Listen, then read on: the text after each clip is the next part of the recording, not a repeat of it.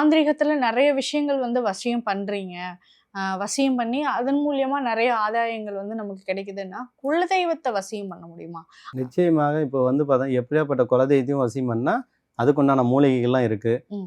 இந்த சிவனார் வேம்புன்னு ஒரு மூலிகை இருக்கு. ம். அத வச்சு பயன்படுத்தலாம். அப்படி இல்லன்னா மருள் உம்மத்துன்னு ஒண்ணு இருக்கும். ஓகே. அந்த மருள் மும்மத்த ஒரு மூலிகை இருந்தா எப்படியாப்பட்ட தெய்வம் வசியப்படுத்தலாம். அவ்வளோ ஒரு ம். பெரிய விஷயம். அது வந்து பார்த்தோன்னா சின்ன சின்னதா முள்ளு கை மாரி இருக்கும். ஓகே. அந்த வேர வந்து நம்ம வடக்கு போற வேர பௌர்ணமி நாள்ல வந்து எடுத்துக்கலாம். ம். பிரம்ம முகூர்த்தத்துல எடுத்து நீங்க வீட்ல வச்சீங்கன்னா, ஈஸியா குலதெய்வம் வசியம் வந்துரும். அவ்வளோ ஓகே. பெரிய ஆற்றல் இருக்கு. குலதெய்வத்துக்கு இது இருக்கு.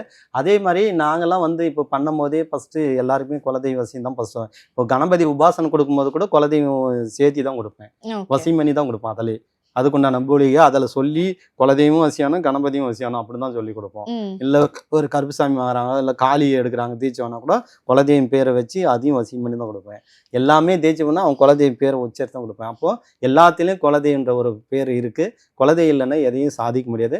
குலதெய்வ வழிபாடு யார் ஒருத்தர் கரெக்ட்டா பண்றாங்களோ, அவங்கள யாராலயும் தொட முடியாது. எந்த ஓகே. விஷயத்தையும் தொட முடியாது. அவ்வளோ ஒரு பெரிய விஷயம். ஏன்னா, சில பேர் என்ன பண்ணுவாங்க, நீங்க பெரிய தெய்வம் கூட ம். வச்சுன்னுக்கிறாங்கன்னு வச்சுக்க, ஒரு நாராயண வழிபட, சிவனே வழிபடுனுக்கிறன்னு வச்சுக்க, இது கிராம தேவதை, சின்ன தேவதம். ம். இந்த கிராம தேவதைய விட்டுட்டு, நீ சிவபெருமான இருக்கட்டும், நாராயணனை கூட ஏவி விட்டு, அந்த ஊர்ல சரியானா கூட, இவரு போய் அங்க உத்தரவு வாங்கி தான் அங்க உள்ள போணும்.